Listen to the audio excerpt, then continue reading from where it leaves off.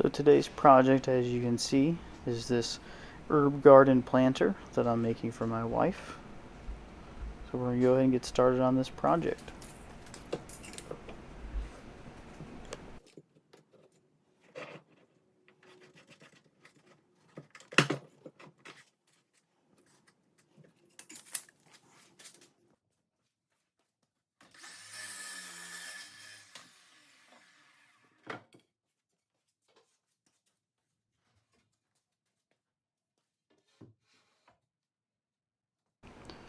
So now that the stop block is set up, I am cutting the leg pieces.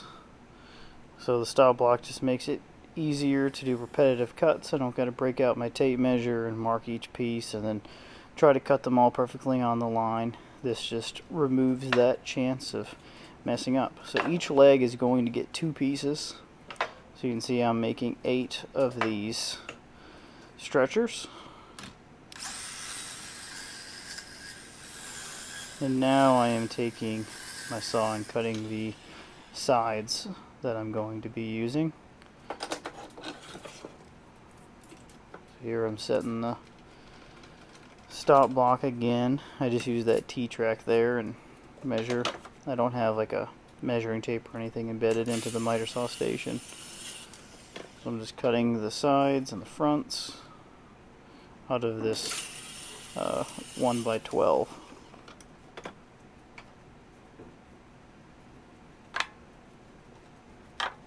So there's the fronts. I'm doing 2 high, so it's going to be like 24 inches deep.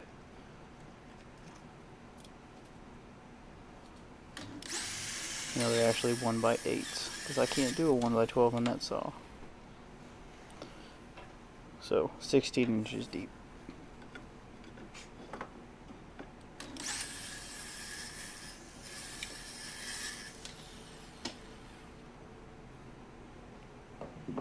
There's the sides. Now what I'm doing for the legs is I'm going to pre-drill and countersink. I'm just going to hold this together with galvanized screws, and I'll plug the holes later on rather than trying to use dowels or pocket holes or any other sort of joinery. I just did screws and plugged the holes. Just got to make sure you use galvanized screws so that you don't get any rust issues later on. You could also use stainless steel. I use stainless steel nails later on for the top border.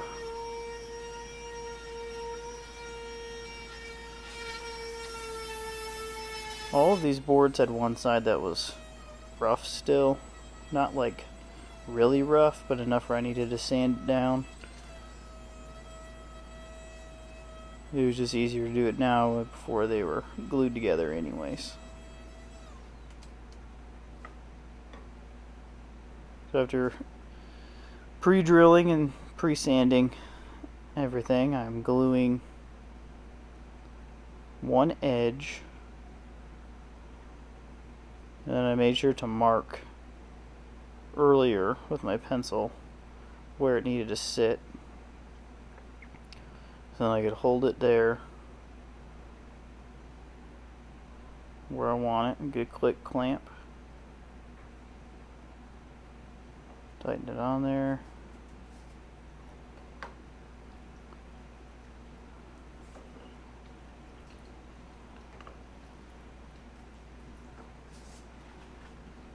That way it doesn't move, and I can go ahead and drill these in. What you see me doing there is flattening the point of the screw. Cedar is soft wood, so if you, even sometimes when you pre-drill, you'll end up splitting the wood when you're drilling into the end of the board, which I am drilling literally into the end of both boards to connect these together. So just as a little precaution there, you're going to see me in this video hammering the tip to flatten all of the nails points, or screws points. And so like I said before, I am going to plug all these holes. I bought a plug cutter, and here is just my first.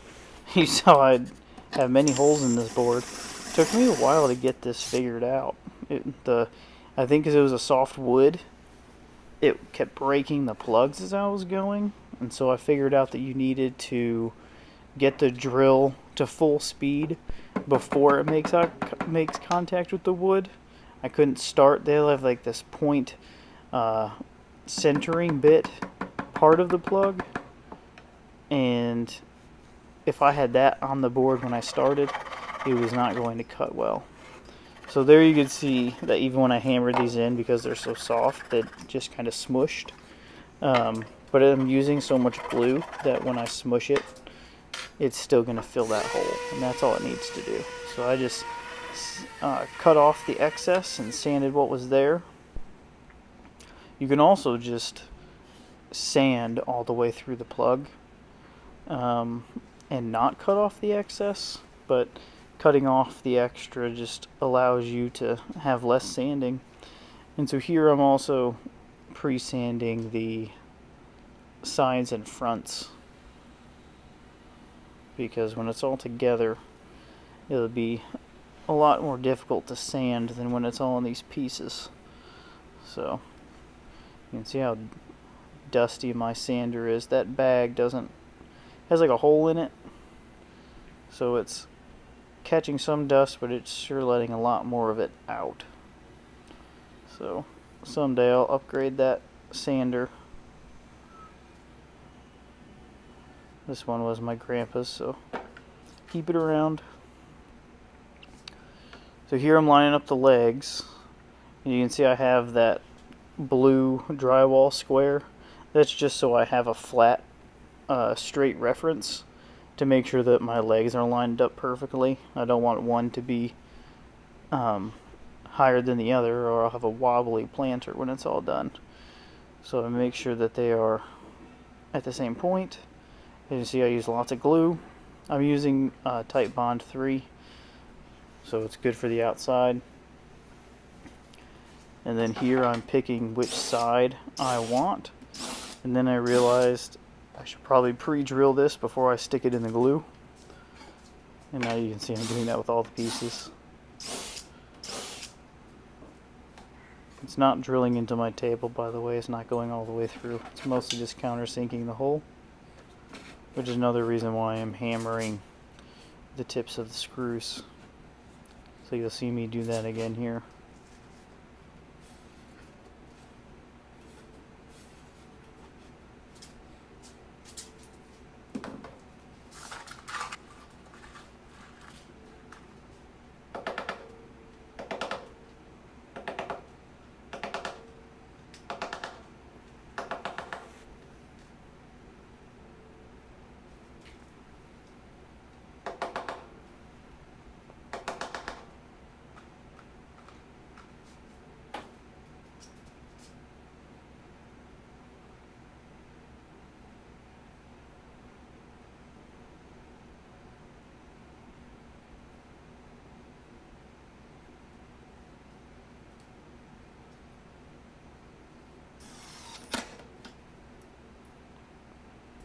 As you can see, I'm just screwing them in.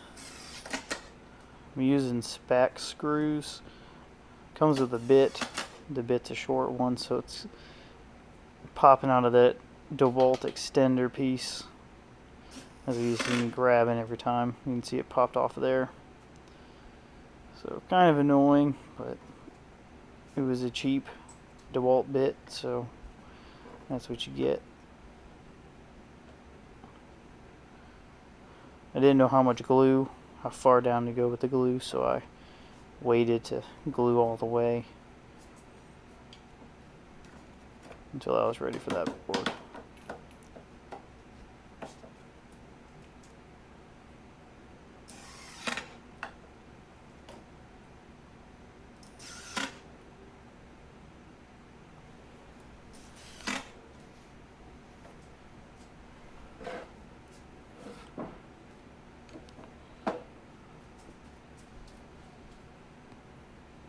And there you have it. That's what the side of the planter is going to look like. And just like that, we have two. So now I'm doing the same thing, but I have the sides up like that. Because now I'm putting on the fronts. And I do this the exact same way. I put glue on there. I countersink all my holes.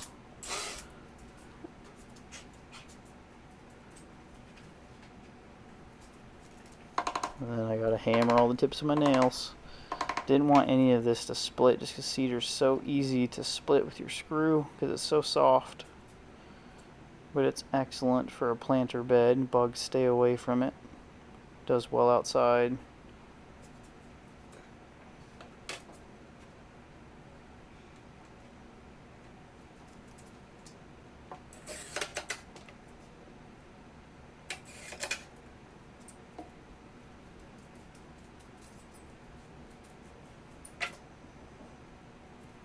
Making sure it's square.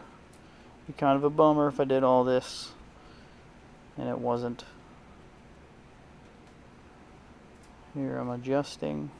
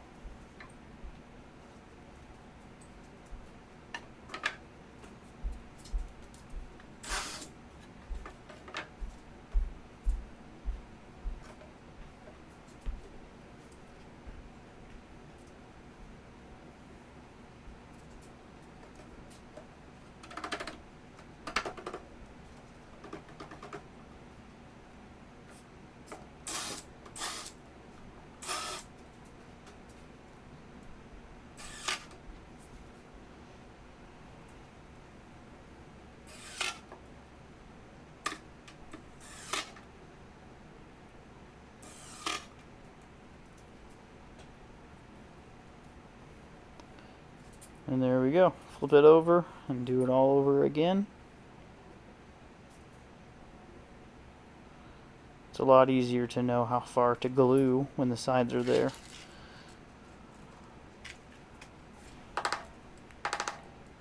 So, I'm sure you are tired of seeing me hammer all these screw points. But if you choose to make one of these, I highly recommend. I didn't have a single part split on me. Now I am countersinking, pre-drilling, and hammering the points. Just recommend doing that yourself. Here I'm making sure it's square, because once this part's in, there's no fixing that. Once the glue's set, it's stuck in that position. But this whole time I'm using that blue drywall square to make sure that my legs are all at the exact same spots, so I don't have a wobbly planter. Let me get this in there.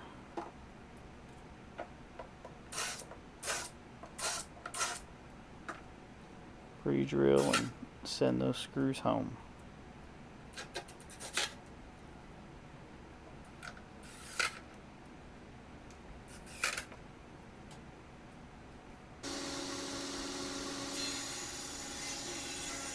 So now what I'm doing with my scraps from before, I am cutting little stretcher pieces here. You can see I'm using some stock guides.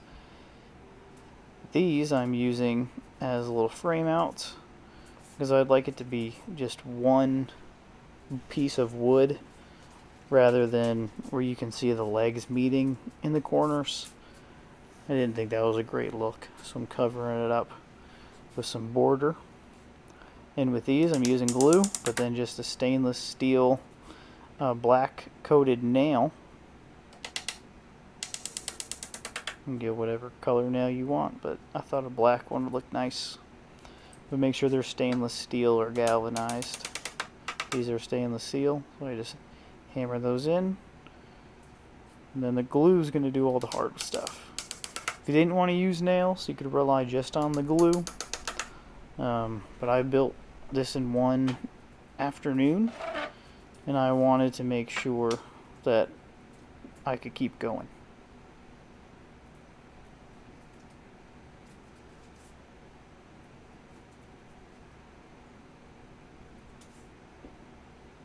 It's the best part of using nails and screws is you don't gotta wait for glue to dry.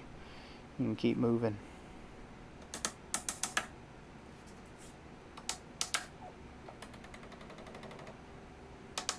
I always make sure I do the all the way to the end on either side nail before I do the center ones, so I can make sure it's all lined up perfectly. And I just put them about every 6 inches. So now you can see I'm using my miter gauge, and I am just cutting boards to fill the little space in between to finish off my little frame here. So test fit it, put some glue on, spread it around, and hammer in some stainless steel nails.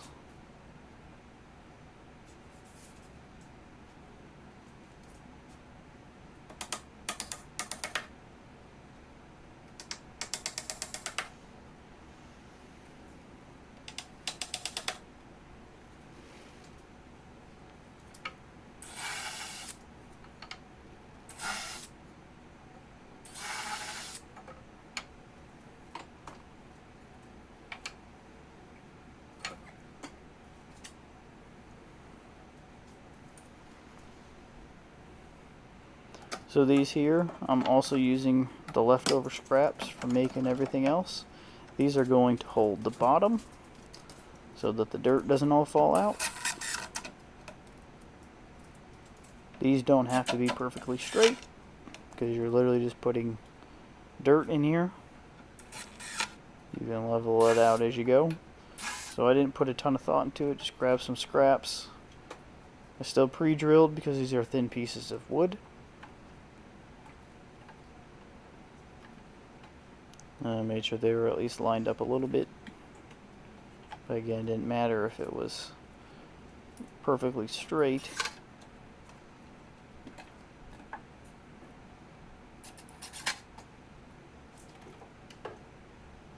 So here I'm just measuring from one to the other. I did the stretcher pieces on either side.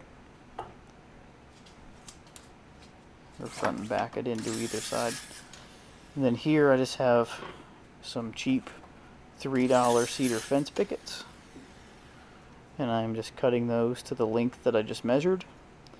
And now I have a cheap bottom that I can leave gaps in so that the water can escape